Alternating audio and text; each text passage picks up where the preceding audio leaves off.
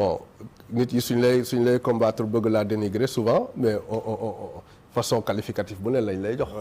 Le candidat de la France, tout le monde sait que les leaders politiques dans leur pays exercent pleinement leur mission, requièrent le vote des citoyens, mais en fonction aussi de leur engagement à servir le peuple souverainement et à respecter l'indépendance de leur peuple. Donc fii dañoo toll si jamono boo xam ne amatul kuy mën a taxaw mu nekk une puissance étrangère ñëw di la samp ba nga am li nga bëgg.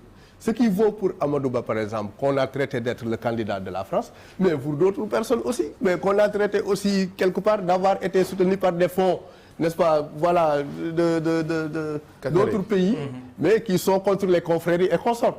Mais à la fin, qui a sanctionné? C'est le peuple sénégalais. Parce que comme je l'ai dit tantôt, élection, il faut que les gens le comprennent. C'est un rendez-vous entre un homme et son peuple. Absolument. On a beau dire Sonko mooy Diomaye, mais il ne peut pas y avoir de dédoublement identitaire. On a élu le président Bassirou Diomaye Faye sur la base d'un projet porté par le PASTEF, certes, et son leader, mais qu'il a incarné en sollicitant le suffrage des Sénégalais. Macky Sall joue ci Macky Sall, le président Macky Sall, président de l'APR. Non, le président de l'APR, comme je l'ai dit, en tout cas, man personnellement, mu base campagne ci wetu Amadou Ba. Et puis à une semaine ou à moins de 10 jours ñu jëm ci élection mu bàyyi ñaari opposants yoo xam ne ku ne xam ne seen lakkalaay ak seen sonle ci état bu Sénégal muy Bassirou Diomaye Faye ak Ousmane Sonko ñu bàyyi ñu wàcc campagne base de campagne comme il le faut gis mu di daan ñëpp doot également amat espoir sur ñoom.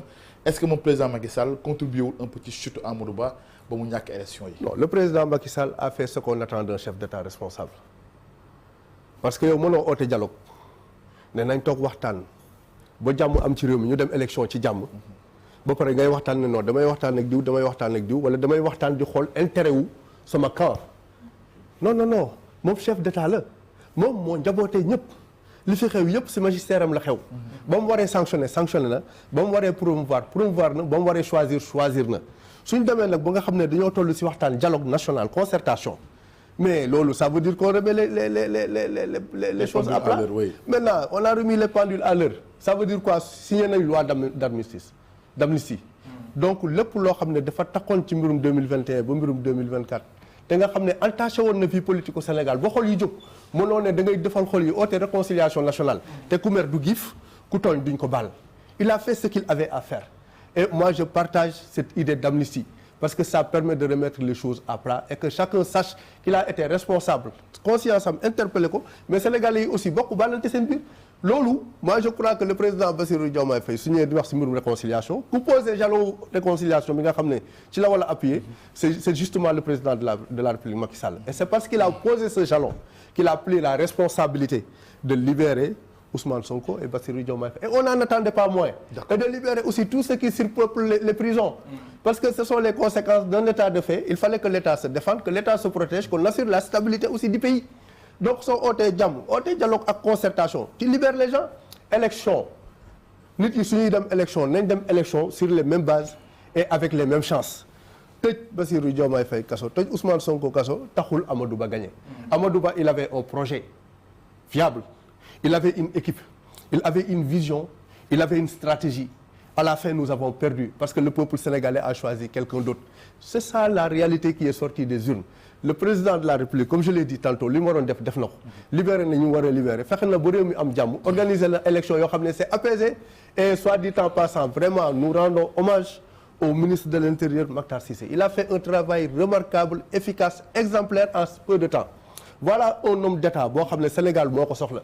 te lu mu jot a prouvé fi ñu ko teg dëgg-dëgg ko buggal doxal réew mi teg ko si ay tànk yu wóor si ay loxo yu wóor lépp jaar yoon defe naa ne suñu rakk yi nga xam ne ñun dañoo ànd ak ñoom réew mi bëgg a changé soxla nañ am ay mag yu mel noonu yu leen teete gunge leen parce que seen expérience jar nañu garder leen seen expertise jar nañu garder leen et surtout seen exemplarité jar nañu garder leen loolu mooy réalité wu Sénégal donc le président Macky Sall vraiment man ce qui me concerne c'est un homme que j'admire, il a rempli sa mission, il a fait ce qu'il avait à faire, il laisse le Sénégal entre les meilleurs mais possibles où il pouvait les laisser. Un président élu au premier tour avec 50%. Choix des Sénégalais, Sénégalais aussi d'accord. ñi nga xam ne ñoo nekk opposition aussi dañuy sant yàlla parce que loolu mooy suñu cër. D'accord. Te lu tax nag mbir yi gën a neex mooy que c'est une opposition responsable parce que léegi c'est notre génération qui est aux affaires, c'est notre génération qui sera dans l'opposition. Le débat sera un débat d'idées et la générosité intellectuelle qui est la caractéristique de notre génération permettra d'animer la vie politique d'une autre manière et de donner aussi au Sénégal une autre image de l'extérieur. Et c'est ce que nous attendons de notre génération.